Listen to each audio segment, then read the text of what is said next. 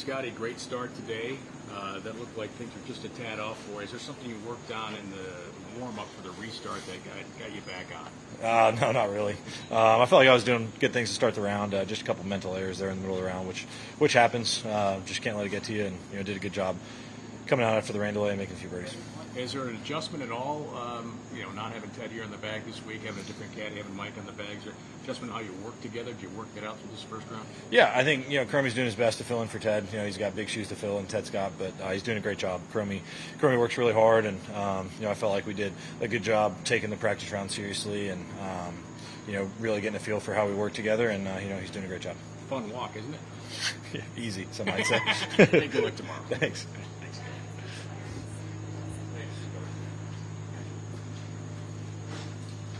Scottie, did you notice much out after the rain delay, just how it played differently if you changed up what you did? Significantly softer. The fairways were really rolling out to start the day. Greens were firm. Golf course changed pretty significantly after the delay. Were you able to be a little more aggressive with your putts on the greens? You made three solid birdies coming in. More aggressive with the putts? Not really. Like, if you look at a pin, like the pin on 16, par 5, with how firm it was earlier, it could be a tough pin to get to.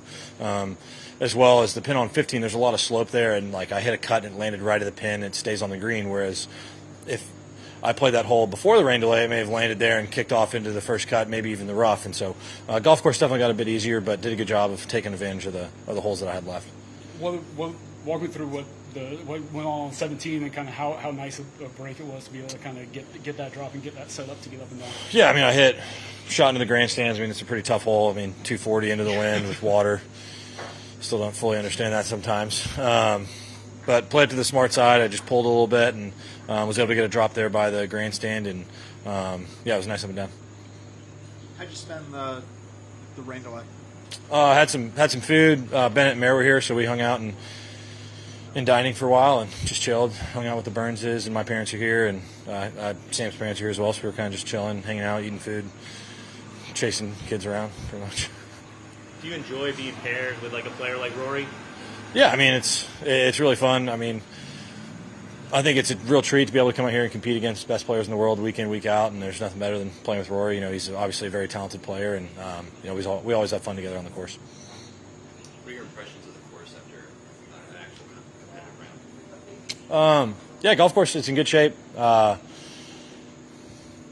We'll see how it plays over the next few days. I would have preferred to not get the rain to keep the firmness with the golf course, but overall, we'll see how it develops and changes over the next few days, and we'll see.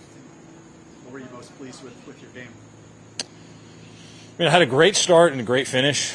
In between was a little bit so I don't know. I felt like I hit a lot of fairways today. I think I maybe missed one on 16, and I think I missed a fairway on 10, but I was in the fairway a lot today. So last week I felt like I didn't drive it as good as I would have hoped to, and so going into this week, felt like I definitely drove it better on this course. I feel like you stared at your approach to 11 for a really long time as it was. Yes. Rolling. What was going through your head there, and what were you expecting? Well, typically around most places, when you hit it right at the pin, it kind of stays somewhat around there. But for some reason, they decided to put that pin right on a mound in the middle of the green there. Very interesting pin location, and I landed just behind it, and then it catches another slope. And I stared at it for a while because I thought I hit a really good shot, and it almost went in the water. So I was just a little bit surprised at the result of the shot that I hit. But I feel like you handled it well. Well, thanks. Scottie, is there a situation where you would try to drive the fifth green or kind of take that shot on? I know it was the end of the today. I still have not figured out how to play that hole, so game time decision. Think you could do a multitude of things there? I think it depends. That one is totally pin dependent. We fooled around with that front left pin during the practice round, and it's quite small. It's an interesting design. I'd like to hear what a lot of other people have to say about it. I find it very interesting, and so there is a way to play it. It's just a matter of getting the ball there. But you do have some options, and depending on green firmness, I think that'll also have a pretty significant effect on what we try to do there. Can I ask you a question about this stretch here? You've been pretty clear the last couple of years about not being completely satisfied with the season-long race when it comes down to that last event. But the way we have it now, whoever wins the FedEx Cup next week, is that the season-long champion? Could be someone like Patrick Hanley, for example, which not to dog on Patrick. I mean, we're just gonna name guys now, Doug. I mean, my goodness. Is that thing on? Test, turn that No, off a minute, wait. I think. You know what I mean? It could be Yeah, something no, you- I think when you look at the FedEx Cup, I think it's a greater discussion. And like, if you're going to have a true season-long race, like a truly the best player every year wins, it's odds are it's not going to come to that interesting of a conclusion in most years. I think most years it's pretty obvious who the player of the year is going to be. I think it's always up for a small debate, but I think the players for the most part have an understanding of who the best player was for that year each time, and I feel like it's been like that since I've been watching golf. Yeah. And I mean, we play so many tournaments, and I think what we're looking for in the Tour Championship is when you look at playoffs, like when you think about the playoffs, postseason, is that what we're calling it now? That's what I'm calling it. In order to win the FedEx Cup, you have to play good golf at the right time. In our sport, in order to accomplish what you want to accomplish, you have to play good golf at the right time. If you want to win major championships, you have to play great golf major championship weeks. If I want to win the FedEx Cup this year, I have to have a great week next week. You kind of throw out what happened the rest of the year. I think when you get the reward for getting to the Tour Championship, I think that's really what we're looking at. Is once you get to the Tour Championship, you've had a great season, and now you have an opportunity to go out and win the FedEx Cup. But you have to play good golf at the right time. I was pretty adamant that our old format was not the right way to do it. I was a fan of the points format, but it got confusing for the casual fan, I think, when you look at our postseason. And I think it'll be a cool format where you show up next week, everybody's at even, and it's time to go chase what you want, and that's FedEx Cup. So what is the FedEx Cup? Just a really good trophy at the end of the year? It's a great trophy at the end of the year. Right. I mean, in order to win the FedEx Cup, you have to be one of the 30 best players for the entire year, and you got to show up at East Lake and have a great tournament. And I think when you look at our sport, most of it is competed over 4 days, and you got 4 days to go out and win the FedEx Cup. That's pretty much it. Do you feel like you won the FedEx Cup after Wyndham? You know what I mean by that? No.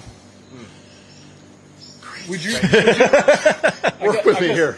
Would you separate this? Would you separate kind of like Player of the Year from the FedEx Cup in that regard? I think is kind of the thing. Like player. Well, I think they're two different things. Yeah, I think all it is you're trying to strike a balance between rewarding great play throughout the regular season and rewarding good play in the playoffs. I mean, in order to win the FedEx Cup, you have to put together a great body of work.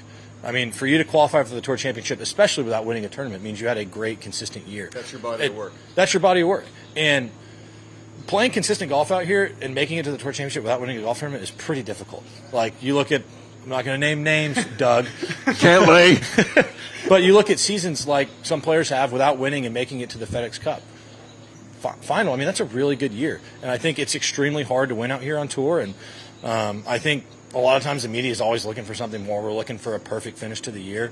I mean, look at what Liv is doing with their final tournament. I mean, I tried to read about it the other day. I still can't figure out what they're trying to do with the final tournament. It's not easy to figure out a true season-long race. And I think when you're looking for an interesting finish to the year, I think we got it down pretty good where you have 25, 30 weeks to prove yourself to get into the Tour Championship, and then it's game on. Thanks. Thanks.